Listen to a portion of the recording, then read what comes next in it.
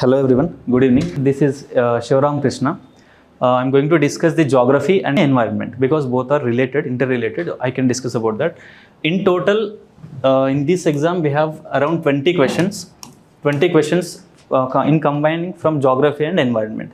And one thing before I start these questions and discussion, I want to tell that for UPSC, CSC, every faculty will say this, but we have common exam for both civils at the same time for Indian Forest Service. Yes, for prelims we have common exam. That is the reason why environment generally dominates in the question paper. So environment is very important subject for UPSC prelims, at least at this stage. For mains we have two different mains. For Forest Service mains will be different, for civil services mains will be different. So in that context, my focus would be more here on the environment aspect, because geography questions are very limited in this exam. In this year's exam, only around 8 questions are properly from geography, and the remaining 12 to 15 questions, they came from environment itself. So I will discuss them in detail. And coming to the my analysis, my experience said I have given 5 UPSC attempts, and out of all of them, geography right now in this exam is relatively doable. So it is relatively doable, and I can say easy to moderate geography questions. But coming to the environment, mostly they are current affairs dominated. So when I say environment preparation, the only thing we have to focus more is current. In the last 1 year, what happened? Different conventions would be there, different species would be there. So they generally appeared in the question paper. So let us discuss about the questions. In this set D, this is set D question paper. So starting from 21st to around 40th question, we have geography and environment. See the first question, 21st question. Tunguraho volcano, which was declared as a global geopark by UNESCO in 2025, is situated in one among the following countries. In which one among the following countries? Coming to questions of this type, either they will have 100% strike rate or they will have 0% strike rate. For example, if you have listened about this name, Tunguraho volcano, somewhere in the newspaper in the last 1 year, you will 100% tell the answer, whether it is Ecuador, Peru, Bolivia or Colombia. But if you, God forbidden that you haven't gone through the name at all, you haven't read the newspaper on that day, let us say. So if you miss the current affairs, that is the problem. In questions of such manner, one-liner questions, we should not miss the options, because they are low-hanging fruits in this examination, one-liner questions. So the point here I want to highlight is not the question, not the options, but importance of current affairs. If you have listened about this Tunguraho volcano somewhere in the newspaper, 100% you will say this is in Ecuador. How can I explain? Is there any concept here? Nothing. This is a volcano and the name of the volcano is Tunguraho volcano. How can I derive something, the country name?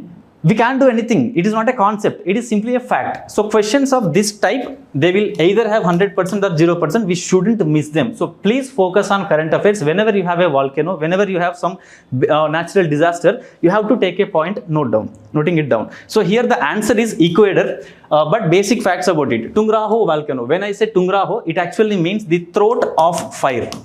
It means throat of fire, throat of, generally from the volcano we get magma, right? So throat of fire. And this volcano, why it came in the examination? Because UNESCO recently it has given the recognition of global geopark. Whenever UNESCO gives some recognition, obviously it becomes important.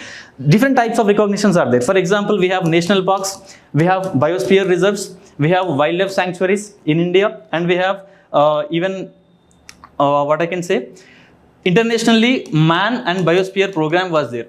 MVP, Man and Biosphere Program. Such recognitions, if ever come in the newspaper, you have to note it down. And here, for this year, Tunguraho volcano came in the examination for 2 reasons. One reason is, in 2023, later year of the 2023, there was a major eruption of this volcano.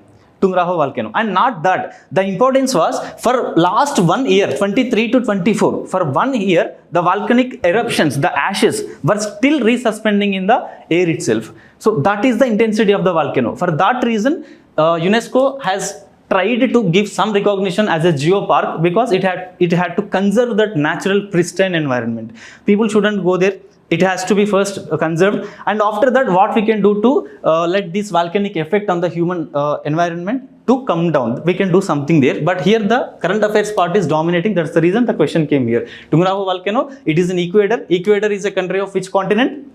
South America. South America. And what are the boundary countries? The same countries. Here you have Peru, Bolivia and Colombia. These are the 3 bordering countries. So even if you know it is in South America, you can't answer this. You have to 100% know whether it is Ecuador, Peru, Bolivia or Colombia. So the answer here is A, Ecuador, and the reason why it came in the exam is because of the current affairs. You got the point, right? Chalo, right? Let us see the next question, 22nd. With reference to the Madhav National Park, which of the following statements is or correct? Always please focus whether he is asking correct or incorrect. If it is incorrect, he will generally highlight in the bold letters. So you have to focus on that. Madhav National Park, why it is important? Last year, Madhav National Park was announced as a tiger reserve. So again, current affairs. So whenever you listen something, tiger reserves, national park, biosphere reserves, you have to note it down. So here first statement, it was declared as a tiger reserve in India in 2025. So years are also very, very important. Sometimes he will just make it 24 or 23 just to confuse us. But here 25 is correct. Last year it was declared as a tiger reserve. There is no concept, simple fact, it was declared. And second fact, Sakhya Sagar. Whenever you listen Sagar, always remember Nagarjuna Sagar, some Sagar, Har Gobind Sagar. Sagar means artificial reservoir. It is not natural lake or something, it is an artificial, something man has created. So Sakhya reservoir or Sagar, which is designated as a Ramsar site. What is a Ramsar site? Generally Ramsar site recognition is given to wetlands. Yes or no? Wetlands of international importance. So here one is tiger reserve, important concept, and second statement Sakhya Sagar, which is designated as Ramsar site, is situated within the national park itself. And in the same Madhav National Park, he is saying Sakhya Sagar is there at the core of the national park. How can we derive it? We can't derive. There is no concept. Simply it's a fact. So you have to go through this point somewhere in the newspaper. It is correct statement. Sakhya Sagar is a reservoir which is constructed around a river, just along a river called as Maniyar. There is a river, Maniyar River, in the Madhav National Park. Just alongside the reservoir has been constructed. And this is situated in the core area of the Madhav National Park. For that reason, statement 1 is correct, statement 2 is also correct. Coming to the third statement, its area is shared between Madhya Pradesh and Rajasthan. Again, you should have geographical knowledge. And here, this Madhav National Park is completely in a district called as Shivpuri district of Madhya Pradesh. 100% it is in Madhya Pradesh and there is no connection in at all to the Rajasthan state. Okay, but why this option was framed? It was consciously framed because Rajasthan and just to the right of or to the east of it we have Madhya Pradesh. In the Madhya Pradesh there are two important tiger reserves, very famous. One is Kuno National Park. You might have listened in the current affairs because a lot of this translocation of tigers and cheetahs is right now happening. So in that context, conservation of cheetahs and tigers, in that context, Kuno National Park is very important. And Kuno National Park, in the Rajasthan, we have another tiger reserve called as Ranthambore Tiger Reserve. And this Madhav National Park locates exactly between these two and it will connect these two. And why he might have framed this statement? Because students may confuse that there might be some boundary between Rajasthan and Madhya Pradesh for Madhav National Park. People may confuse. In that sense, he might have framed this option. But in reality, it just connects Ranthambore Tiger Reserve with the Kuno National Park. But it is 100% in Madhya Pradesh itself, in Shivpuri district. So here the answer is statement 1 correct. It was declared a tiger reserve. Second statement is correct. There is a reservoir in between this Madhav National Park called as Sakhya Sagar. And third statement is wrong because Rajasthan has nothing to do with the Madhav National Park. So option is 1 and 2. Option B. Next, third question. With reference to the climate of Andaman and Nicobar Island, always remember why question has been framed is very important. For me, not the question, not the options. Why the question came is important. Because in the Andaman and Nicobar, recently there is a debate is going on. Why? Great Nicobar project. A lot of people say, environmental activists say, that project may cause in future some environmental disaster. So there is some debate going on about Andaman and Nicobar Islands. For that reason, this question 100% came. That is the reason. Reasons are very important, not the questions, not the options. They will generally come. So here, the genesis of this question is because of the debate of climate change. Chalo, let's see the question. Climate of Andaman and Nicobar Islands. It can be defined as humid, tropical, coastal climate. Whenever you see such questions, you shouldn't remember anything. Simply concepts help. This is a conceptual question, conceptual statement. Andaman and Nicobar Islands, it is at near to 8 degrees latitude. Because India's last latitude is 8 degrees and just above that we will have the Andaman and Nicobar Islands. So India is somewhere here like this.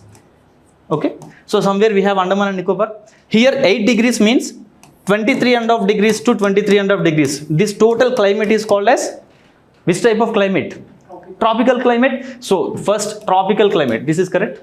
And obviously these are islands. Islands means we will also have coastal type of climate. So both statements, both words are correct. And coming to this point, humid climate. When we say humid, humid means there should be greater amount of water vapor in the air. Simply, that is called as humidity. Water vapor should be more. When water vapor should be more? Generally, just above the seas, just above the oceans, we'll have water vapor more. So in that context, Andaman Nicobar Islands, they are just between the, they are in the south Bay of Bengal, in the ocean, surrounded by ocean. So obviously, this evaporation happens continuously. So that adds more water vapor to the atmosphere. So it is humid, correct? It is tropical because the location, and it is coastal because of the nature. So first statement is 100% correct. Second statement, it receives rainfall from both southwest monsoon and northeast monsoon. Just normal common sense will say that India itself, when we say Indian climate is monsoon type of climate, am I saying that Indian climate is southwest monsoon type of climate? No, I am saying Indian climate is monsoon type of climate. Monsoon type means we have two types of monsoons, southwest monsoon and northeast monsoon. The only difference is when it comes. Southwest monsoon, when we see in which months? From May to September, we see the southwest monsoon, and from northeast is from October to December. During these months, throughout the India, we never studied except Andaman Nicobar, did we study like that anywhere? Indian climate is monsoonal type of climate. So simple common sense says that be it Andaman Nicobar, be it Tamil Nadu, Kerala, whatever it is, India experiences both southwest monsoon and northeast monsoon. So there is no underfall or pit here. Simply it's a plain statement, it is correct statement. And now here comes the trap. Maximum precipitation is between December and May. December and May. What actually happens in India between December and May? What is the season we have? December to May. Winter season after December. So in winter, do we expect any rain at all? No. By December, we will see the end of northeast monsoon. And from December to May, we don't have any rainfall at all. So in that sense, be it Andaman Nicobar or be it Kerala, anything. But between December and May, India experiences lowest rainfall because of the winter, extreme winter season. So it may be Andaman or anything. It cannot experience maximum precipitation. The precipitation should be minimum because they are the lean months from December to May. So here I need not have any expertise knowledge about Andaman and Nicobar. Just common sense says, geography common sense says that option 1 is correct, 2 is correct, 3 definitely wrong. So 1 and 2 is the option. 23. Chalo, next 24th question. Yeah, this is again a conceptual question. You need not mug up. Which of the following geographical features or phenomena associated with peninsular block of India? Peninsular block of India. So this block is triangular in shape, and at the western side we have Western Ghats. On the eastern side we have Eastern Ghats. In the northern side we have Aravalli Mountains here. And this is what in simple NCERT concept, peninsular block of India. And what are the main points? Just before going to these points, I have to remember whenever I listen peninsular block of India, it means it is the ancient landmass, and it was separated during the period of Gondwana. Yes or no? From the Gondwana, it was separated. So because of this ancientness, we will see igneous rocks and metamorphic rocks. So these are the basic facts about the peninsular India. Now let us see. First option, submergence of parts of the western coast is due to the tectonic activity. First we have to know whether this western coast of peninsular India, is it in submergence mode or not. How can we know? Generally most of the ports, important deep ports, where do we have? Are they at the eastern coast of India or are they at the western coast of India? I repeat the question. Deep ports. Deep. When I say deep, immediately the elevation of the mean sea level should be dropping very severely just after 1 or 2 kilometers. Where we will see emerging coast, is it the eastern coast or the western coast? Eastern coast, you don't have the immediate deep ports because of the longest continental shelf. Yes or no? Continental shelf is more in the eastern side, but here continental shelf is very less. Just after 5 kilometers, you will see some hundreds of meters of oceanic surface. So here the point is submergence is there, not on the eastern side because continental shelf is very longer. But on the western side, immediately we will see important ports we can construct. For example, Vizhingham port, there is a question on it, and Jawaharlal Nehru port. We have different ports. So where we can construct ports? Only when deep water is there. And deep water we see only on the western side of the peninsular block. So that deepness, why that deepness came? It is because of the submergence of that part. Why that submergence happened? Already I told, ancient landmass. It was cut off from the Gondwana land, and whenever some landmass is cut off from the Gondwana land, obviously you will experience sudden depth to the ocean, and because of that reason there is a submergence, correct? Why that happened? Because of the tectonic activity, and because of this exact reason we see lot of ports, they come on the western side of the India. First option correct. Second, presence of residual mountain ranges such as Velikonda hills and Mahendragiri hills on the peninsular block of India. See, when I say it is ancient landmass, there are western Ghats which are having highest peaks, there are eastern Ghats, but the peaks in the eastern Ghats are not that higher like in the western Ghats. The reason is continuous erosion, continuous weathering was happening from western side to eastern side. Why this was happening? Because of this time, geological time frame.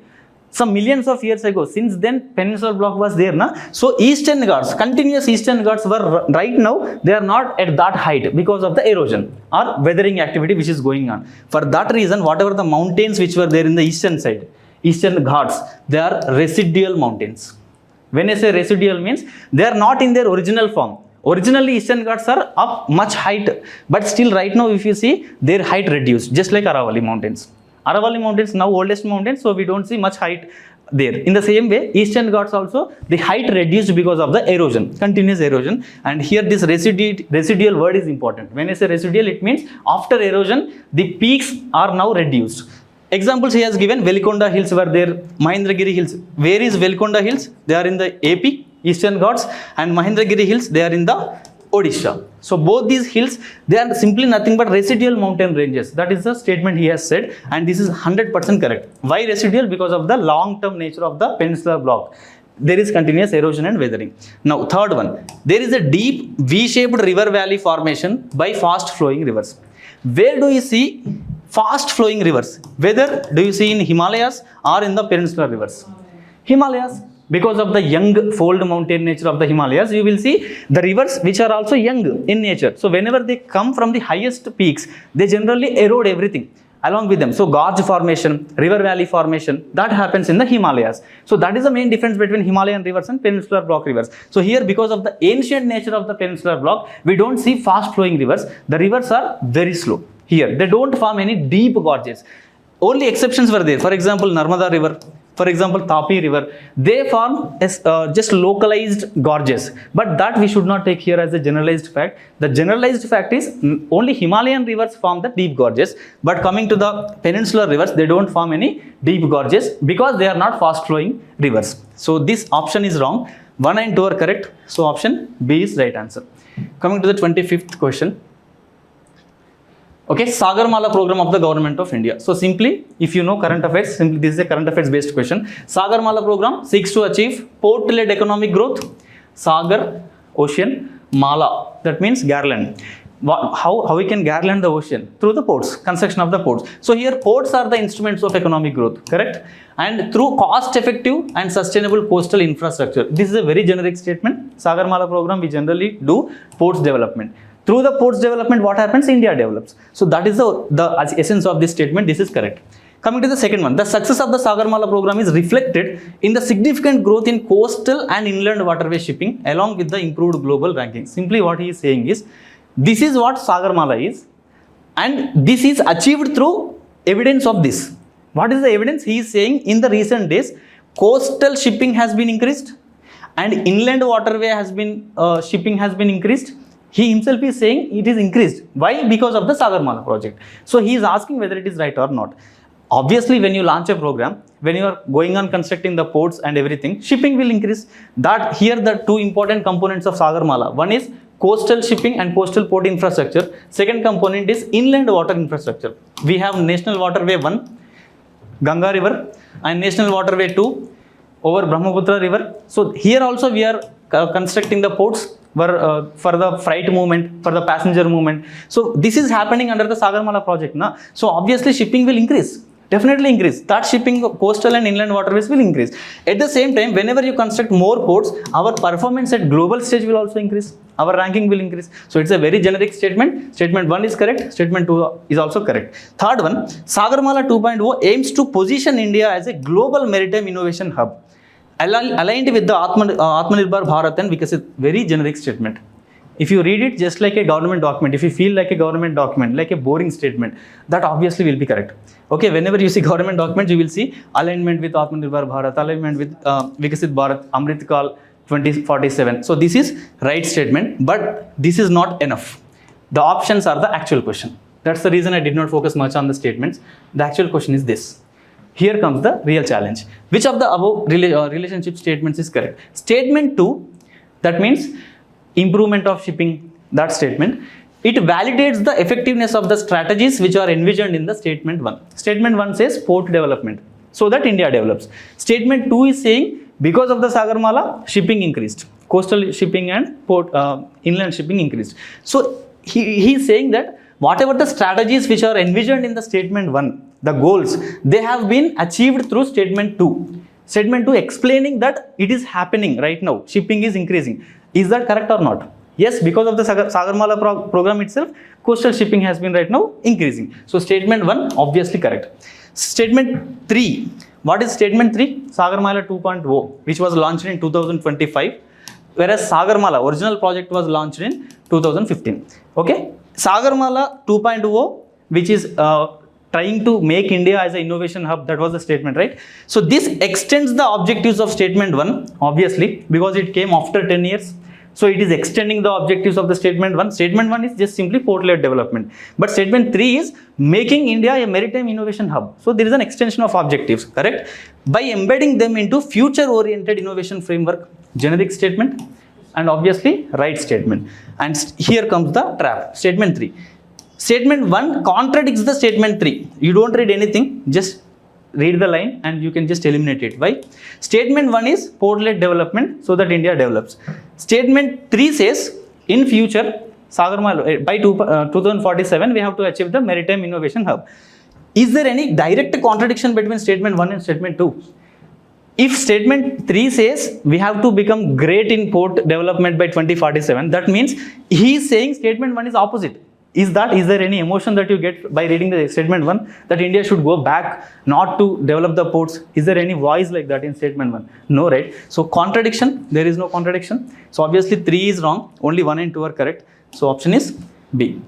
Are you getting the point? I'm trying to inculcate not only the exam approach, but even the conceptual discussion I'm doing here. Okay, so if you get that, I will be very happy. Next, 6th one. Very factual question. If you read in the newspaper, you can do that. Otherwise, you have to leave this question. And what is the question? Rhynchostelis retusa or Rhynchostelis retusa. It is a foxtail orchid. This is a normal orchid, normal name. This species gurinchi, generally when you see species based questions, you have to definitely note it down. Rhynchostelis retusa, it is an epiphytic orchid. Epiphytic. What is epiphytic? Phyte means plant or tree. Epi means over. Epiglottis. Here we have epiglottis, just like epi means over. So if there is a tree and on the tree there is another plant which is growing, let us say on the branches of the tree, that type of plants are called as epiphytic orchids. So here there is no concept, it is a fact, it is an epiphytic orchid. Unless and until you know it, you study it, you can't do that. So there is no concept here. Simply this is right statement. Epiphytic plant, this Rhynchostelis retusa. Second statement, the species is endemic to the northeast India. And there are some terms, like there are some species which are native to some place and there are some species which are endemic to some space. What is meant by endemism and what is meant by native? Native means generally this plant will occur in northeast India, but not only in northeast India, this plant might also occur in Western Ghats, might also occur in somewhere else, Andaman and Nicobar Islands, but in northeast India it will occur. That is called as nativity. But coming to endemism, here exclusion is there. Only in this place that species should occur. Nowhere else in India we should see that species anywhere. For example, Western Ghats, we should not find this. Only in the northeast India we should find it. That is the difference between nativity and endemism. Now coming to the statement. The species, this one, is endemic to the northeast India. That means he is saying this species is found only in the Northeast India. You can never see this species anywhere. Just leave about the fact. Common sense says maybe this species has been found in Northeast India, but who knows? There might be one plant of this species somewhere else in the Western Ghats, very deep. Nobody might have gone there, might have seen there. How can you say 100% with accuracy that there is no plant of this species anywhere else in India, unless and until you searched every plant? Can you do that? You can't do that, right? So generally statements of these are called as extreme statements. So they are endemic to Northeast India means they are found nowhere else. In Western Ghats, they are not found. In different places, they don't found. But actual reality is, in Northeast India, they are generally there. But along with that, in the Western Ghats also we see this Rhyncho Stylis retusa. So here, this endemic is wrong according to me. It should be native. It should be native. So this statement 2 is wrong. It is the state flower of Arunachal Pradesh and Assam. And this is the reason why this question has been asked in the question. So in Assam, there is a festival called as Bihu. Bihu festival, very famous festival. And recently, this month of examination, May, generally in every May we have this exam, right? May is the month in which we see this 100% blooming of this Rhyncho Stylis retusa. Full blooming, we can see this species in full blooming mode in May month. So there might be 2 reasons why this question was asked. One is because of 2 states having the same state flower. So that is one reason, very unique, right? So this is right statement. Arunachal Pradesh and Assam both are having the same state flower.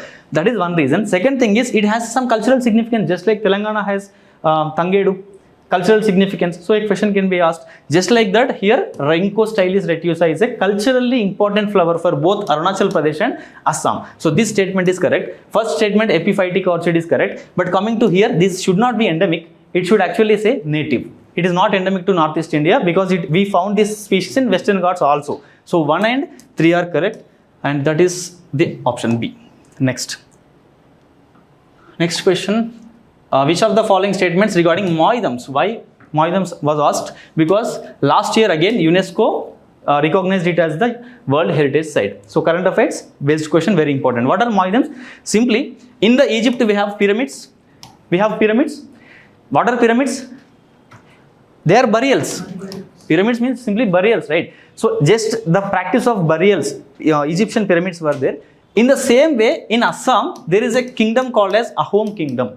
Ahom kings. So they ruled approximately around 600 years in the Assam region, and they have a practice of burials called as this Moidum culture. So burials, simply they are burials. In the Buddhism, we have seen this stupa culture. Stupa culture, what is a stupa? Simply a mound. So just like that, whenever a royal person died or whenever a noble died, people used to construct these Moidums. So because of that cultural significance, UNESCO right now recognizes these Assam's Moidums as a cultural World Heritage Site. So in that context, this question might have asked. Let us see the options. These acted as army fortresses. They are burials. They have nothing to do with army fortress. So this option is wrong. They were recreation centers for royals and nobles. Whenever somebody dies, will the royals and nobles go there and enjoy? Is that a recreational space? Illogical. Wrong. They were burial grounds of the royals and nobles. 100% correct. They are burial practices. They are battle drill centers of the royals and nobles. No. So simply these all 3 statements were given to confuse you. The actual answer is they were burial grounds of the royals and nobles. So option 3 is right answer. So Moidums is simply burial practices. Next.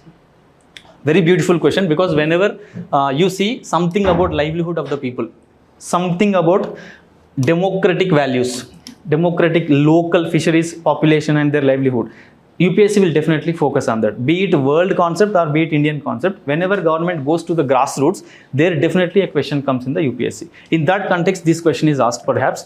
Let us see. United Nations Ocean Conference, it happened in June in France. There what happened? UN organization called as FAO, it has demonstrated on different issues. It came there and it had demonstrated on different issues. What are the issues? Marine issues and ocean issues. Generally, what issues will be there? Plastic pollution, all this type of conservation projects should be going on, but actually governments are going for infrastructural projects rather than conservation projects. That is the issues. So here, especially on sustainable fisheries and aquaculture, this FAO was speaking at this conference. And in that context, it used a word called as blue transformation. And under this blue means ocean, significance of water, simply it's a verbal symbol, blue means. Blue transformation, it said, this FAO said, there are 4 betters we have to follow for this blue transformation. At this conference, it told. Most of the times in the newspapers, we will see there is a day, let us say May 24th, and there will be a theme, international theme. Some theme will be there. Be it Women's Day, let us say. There should be some theme. In such themes are very important for UPSC also. In the same context, there is a conference where FAO was speaking. It was speaking about maritime issues. In that context, it said something about blue transformation. Under that, what we have to do for the development of the local fisheries, local environment, and protection and conservation of the oceans. In that context, it said there are 4 things we have to do. Now the UPSC asked, what are those 4 things we have to do for protection of the oceanic and sea environments? Now it is a factual question. Unless and until you see the newspaper, you can know what is the theme and what this FAO has said. How can we know that FAO has said? Definitely we have to read the newspaper. In that context, this option is better production, better nutrition, better environment, and better life. This is what exactly FAO said. Just a conceptual background. Better production. Production means what? Aqua production. Aqua production means we have to produce more fishes, different types of species we have to produce. Aquaculture should happen around the world, so that whenever you increase the production, it will also increase the income of the people, local people. Livelihood opportunities will be given to the local people. That is the idea. So it said, FAO said, there are a lot of issues, marine issues. The solution is, first solution is better production. You have to focus on the better production. Second thing, whenever you produce more, let us say fishes, now what you get? You get more protein, so better nutrition will be given to the local people, at the same time to world. Because of the world trade, these fishes will go to somewhere else where people will consume and they will get the proteins. So here nutrition is the second thing which this FAO is saying. We have to produce more so that nutrition will be better. And for that, what we need to have? Background environment. We have to conserve the environment. What environment? This fisheries and marine environment we have to conserve. What is this? What should I do? Do you know?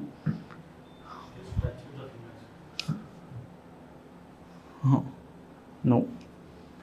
Okay, fine. See, last one is better life. So whenever you have better produce, better nutrition, how can we achieve these two? Because by conserving the environment, marine environment, and ultimately what we can assure and guarantee is the better life. Better life to whom? To the local people. Local livelihood we can be protecting. So that is what exactly FAO was saying. So whenever something said about the local people and their development and something about world food security, that generally becomes important in the exam. So here the option is B. So that's what it is. Can I close it and open again? Huh? I did not get it. This one? Yeah, okay. Thank you. Right. 29. Chalo. Factual question, Lake Turkana. Why this question is asking generally? Again, I am focusing on why. Because current affairs says Lake Turkana is right now the level, water level is being increasing in the Lake Turkana. Water level is being increasing, and whenever you see more water level, and this water is not good, not fresh water. Lake Turkana is completely closed. It has no outlet. It is not, the water of the Lake Turkana is not going into any sea or any river. There is no open outlet. For that reason, whenever you see closed water space, it is a lake. What is a lake? Closed water structure. Be it natural, if it is natural, we can call it as a lake. If it is an artificial, we can call it as an artificial, what we can say, reservoir. If it is artificial, it is reservoir. If it is natural, it is lake. Surrounded by complete land, there is no outlet. And the problem here is Lake Turkana for the last 3-4 years, 8 to 10 meters of water level has been increasing, and that water is not fresh water, that is completely salt water. That is completely alkaline water, which is not good for fishes. So whenever this water level is increasing, salt content is increasing in the Lake Turkana. For that reason, fishes, complete fishes and aquaculture is now being disturbed in the regions around the Lake Turkana. That was the issue, current affairs issue. In that context came this question, Lake Turkana. Let us see, Lake Turkana, it is the largest desert lake in the world. Whenever I call desert lake, it means there is a lake and around the lake complete desert area is there, dry area is there. And that is the same reason why whenever you have dry area, you will have salt content accumulation in the lake. So Lake Turkana is surrounded by drier area, Africa. It is in the Africa. So for that reason, it is desert lake, correct. But how can I know whether it is largest or not? It is again a GK question. Largest or not is a GK question. You cannot derive it. There is no concept in it. So you have to read again. Important facts. So this statement is correct. It is the largest desert lake in the world. And this lake is situated in the South Sudan, along the eastern fringe of the Sahara district. And this is the trap. Whenever a country is given, most of the times UPSC tries to swap the names. Maybe the country names. Here South Sudan is not the country. Lake Turkana is 90% of the lake is in Kenya, northern Kenya, and 10% of this lake is in Ethiopia. So there are two countries Lake Turkana spreads into. One is northern Kenya and 10% of it will spread into Ethiopia. But if you see the world map, interestingly, if this is Lake Turkana, till here you have Kenya, and till this point you have Ethiopia, and just here, whatever this portion is there, this is South Sudan. If you see Lake Turkana, almost till the border you will see the lake. And somebody who is not focusing extremely on that boundary point, he may confuse and he can consider this South Sudan is correct answer. But in reality, South Sudan has nothing in contact with the Lake Turkana. It is nearest border, but South Sudan is not, the Lake Turkana is not part of South Sudan. Only it extends into Ethiopia and northern Kenya. So these lakes are very important whenever we come to discuss about this, not only fisheries issue, livelihood issue. Even this, most of the lakes are right now drying up because of different man-made constructions, man-made encroachments. We have been listening, na? So lakes are very, very important, especially African lakes, Victoria Lake and all these things.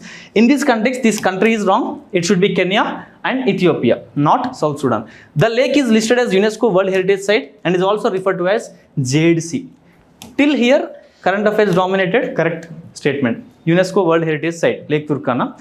Why? See, I recognize you because you are in trouble, you are in crisis. To protect you, I will recognize you and I will fund you. That's the idea of World Heritage Sites. Whenever UNESCO feels some structure, Moidam, some temple, Ramappa, or some lake, Turkana, is important for the world, then it will start recognizing it as heritage site. So Lake Turkana is important for fisheries, the neighborhood local population, but it is in crisis. So now UNESCO came into the picture and it recognized it as the World Heritage Site. This is correct, but this is referred to as the Jade Sea. What is this word Jade Sea? Jade means it is a color which is almost near to green color. Jade color, green color. Why this green color is visible in this Lake Turkana? Whenever you see more algal bloom, you see some color is being added into the lake. Fresh water has no color. That's the property of water. But because algal bloom is growing much, we are seeing there is a coloring of water. Now the total Lake Turkana is converting into green color. And that is the issue. So this green color is nothing but jade color. So we call the same lake as the Jade Sea. That is the conceptual basis. So this statement is correct. It is listed as UNESCO World Heritage Site and it is referred to as the Jade Sea. Correct statement. Coming to the options. Largest deep desert, correct. This country is wrong. 2 should be wrong. And the third statement is also correct. So 1 and 3. B is the answer. Next, 30. Very factual question. Unless and until you know the current affairs, you can't do it. What is this? First Plan Vivo certified Red Plus project in India. I repeat. There is a program, world program called as Red Plus. What is Red Plus? Reducing emissions. We have to cut down the emissions from deforestation and forest degradation. So when deforestation is going on, what actually is happening? Greenhouses are being released into the nature, carbon, especially carbon dioxide. So when we cut down the deforestation, when we protect the forest, what happens? Emissions will generally come down. So that is the idea. We have to reduce the emissions by cutting actually deforestation, by focusing on not going for the deforestation, focusing on the afforestation project. So that is the project. Wherever in the world people are going for conservation of the forest, there comes this Red Plus project. So the question is, under the Red Plus project, what is the Plan Vivo certified? Okay, what is the Plan Vivo certified project? So simply Plan Vivo is simply nothing but a foundation, international foundation. It certifies some different projects in the world, and whenever this certifies, this certificate can be used for the carbon trading. That is a important point here. So this same certificate can be used for the carbon trading. What is carbon trading? You know, right? You can just to offset the emissions. I am a person who is emitting the different gases. To offset the emissions, I can simply buy this certificate from somebody who is not going for emissions. That's the idea. So this Plan Vivo is a foundation. It certified a project in India. What is that project? It is Khasi Hills Community Red Place project. Simple current affairs question. Okay, next. This one, India's long-term low-emission development strategy is a crucial tool for achieving net zero emissions. See, 2070 we have to achieve net zero emissions. For that, what we have to go for a development strategy. Which type of low emission type? So it's a generic statement, correct. That is the idea. India's fourth report, biennial report submitted in December, it said 8% decrease happened in the greenhouse gas emissions in 2020 over the 2019.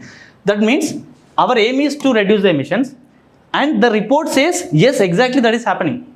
Over 1 year, 2019 to 2020, 8% decrease happened in the greenhouse gas emissions. So it is almost like giving some statistical data to the first statement. So both are correct. Climate resilient development necessarily depends on quick and short-term achievement of the emission reduction targets. See, climate resilient development we are going for, but not in the short term, right? Our focus is on the long term, because we should not compromise on development. Right now, development is very important. So we cannot simply go for short-term achievement of emission targets and stop all coal use, everything, right? We can't go for, we can't afford it. So this is simply contradicting the statement 1. Statement 1 says long-term emissions is our goal to achieve 2017 net zero target. But statement 3 says we should necessarily go for short-term cut down of the emissions. We can't go for, we can't afford that. So statement 3 is generally wrong. So coming to the options, statement 1 is empirically supported. Statement 2, that means statistical data, correct. Statement 3 contradicts the approach implicit in statement 1, correct. And coming to the statement 1 and 3 together, they will establish long-term sustainability. No, because statement 3 is speaking only about short-term achievements. So this statement 3 is wrong. 1 and 2 are correct. So option B. Next, Western Hoolock gibbons, very important, because this is the only ape present in India. Only ape present in India. So the question is, there is a sanctuary in Northeast India which is home to ape species listed as endangered in IUCN. There are 2-3 facts mixed here. Actually, this option is correct because IUCN status endangered gibbons, the only ape present in India. So this is correct. In the Northeast, there is a sanctuary. Whenever we listen the term sanctuary, that means to protect a particular species. So here, yes, in the Assam, we have a sanctuary with the same name, Holongon Sparran something unto the name, Holong Gaspus. Holong Gaspus Sanctuary. This was in Northeast India. Here they will protect the gibbons. So statement 1 is correct. They have specialized brachiation and can easily swing between trees. Anthropology students will definitely tell it. It is correct. So gibbons, they are specialized brachiation means simply they will swing from one branch to other branch by using their 2 upper limbs or not hind limbs, 4 limbs. So this is what called as branchiation, going from one branch to another branch, and they are specialized in that. Whenever some animal to shift from one tree to another tree, should we expect the body to be very tough and heavy or to be lightweight? Lightweight, right? So third statement says it is strong and heavy. Heavy build gorillas. They almost like they possess a strong and heavy build gorillas, remarkably agile. For that agility, this statement is wrong because it should maintain a light weight. Unless and until they have light weight of bodies, they cannot swing between the trees. So statement 3 is common sense. It is eliminated. 1 and 2 are correct. Next, 33. Mangroves, simple. Whenever you listen mangroves, conceptual clarity, there is no fresh water. Always we will see brackish water. Mangroves means brackish. Brackish means almost not completely salt, not completely fresh. So that is the idea. Mangroves reduce the tidal energy, obviously correct. They store the fresh water. Chalo, option wrong. Nothing to do with fresh water. Salt sensitive roots, yes correct. They filter the sea water and they convert the coastal land into fresh water. Chalo, wrong. They don't convert into fresh water. By withstanding the tidal surges, offering the biomass resources, they act as bioshield, correct. They give livelihood base for generic statement. This is correct. And whenever you see fresh water, nothing to do with the mangroves. So option 3 is only correct. Next, not option 3 is correct. In what ways Vizinsang International Seaport? See, common sense. International. That means definitely ships will go from our country to other countries. That's the idea. So see the points. Exclusively domestic. I don't read the total option. Exclusively domestic. International. Opposite words. Chalo, cross. By focusing primarily on passenger cruise tourism. No, Vizinsang port generally it is being constructed for transshipment of what? Goods. Especially not to rely more on the Colombo port.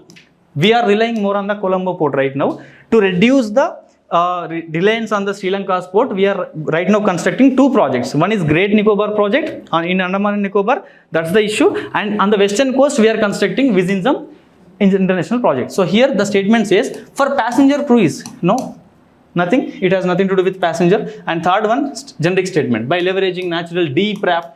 Whenever you have deep raft, that means sudden mean sea level going down, there you will see construction of ports. So this is correct, almost 20 meters sudden draft will be there. So that is the advantage of the Vizinjam port.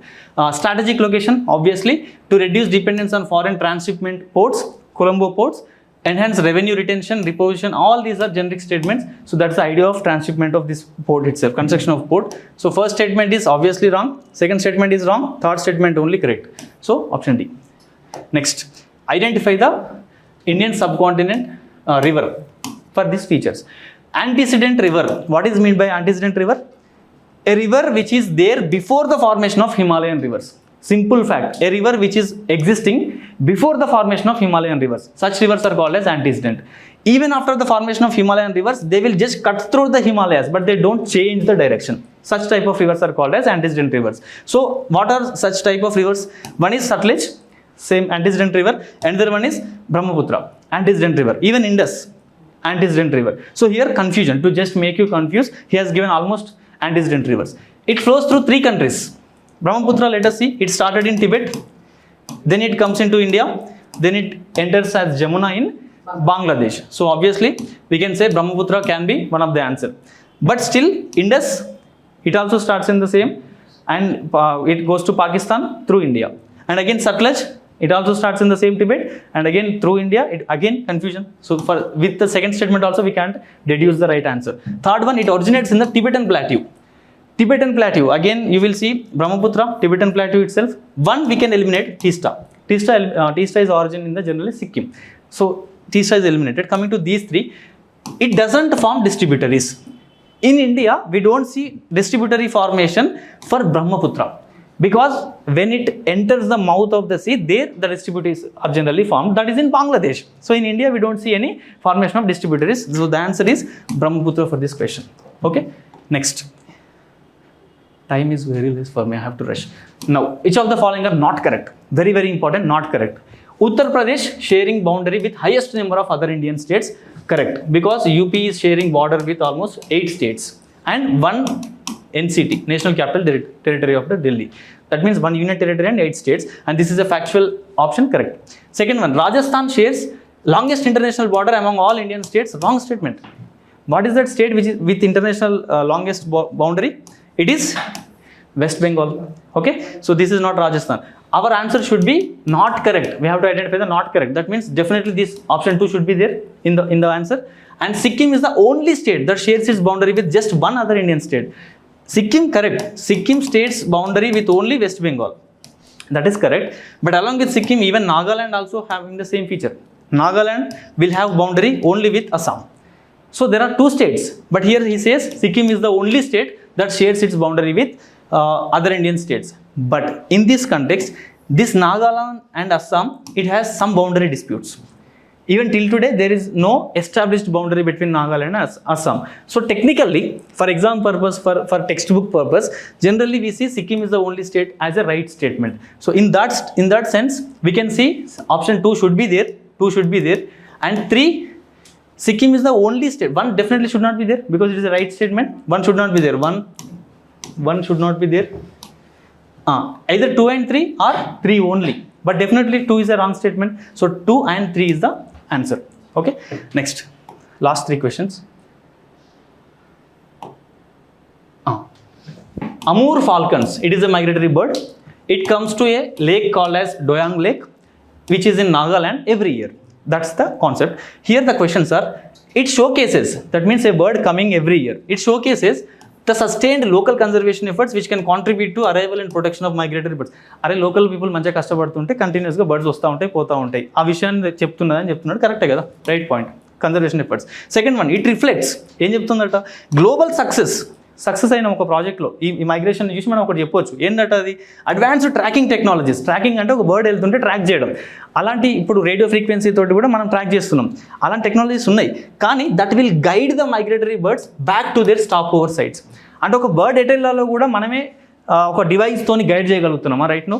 We only track the migratory birds, we don't guide the birds. That's the trap here. So statement 2 is wrong. We have advanced technology but not to guide the birds. It is just to track the birds. But here the statement says we have advanced tracking technologies that will guide the migratory birds. No device in this world can guide any living organism right now at this stage of technology. So 2 is wrong. Obviously 2 is wrong. 1 definitely should be right. So 3 I cannot even need, there is no need to read, because permanent residency, migration, opposite words. Permanent residency, migration, opposite words. Chalo, option wrong. So answer is 1 is correct, only 1, option A. Last 3 questions. Rain-fed area development. Rain-fed, that means rainfall is very less. I have to go for reduction of resource use and everything, right? That's the idea. Rain-fed area development mission.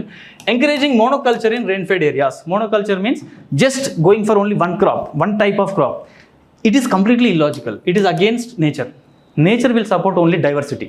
It will never support the monoculture. So be it rain-fed development program or some other program, no program will suggest monoculture. Monoculture is against nature. So diversity is the key for conservation. So this option is wrong. 1 is wrong. Now increasing rice cultivation in irrigated regions. What this program has to do with rice cultivation? Why should it bother about only one crop?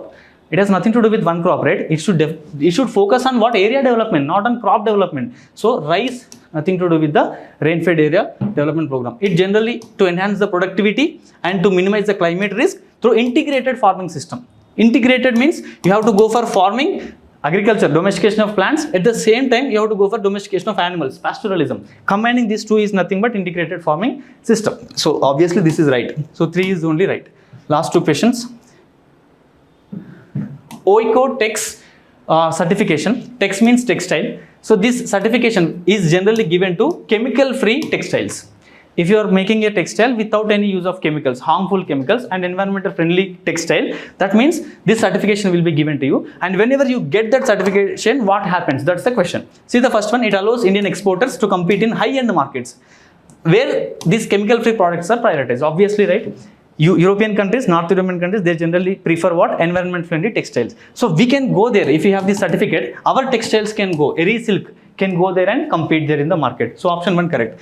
It confirms that Eri silk will meet the international safety because no harms, no chemicals are used, environmental safety, quality standards, and entry into eco. Very generic statement.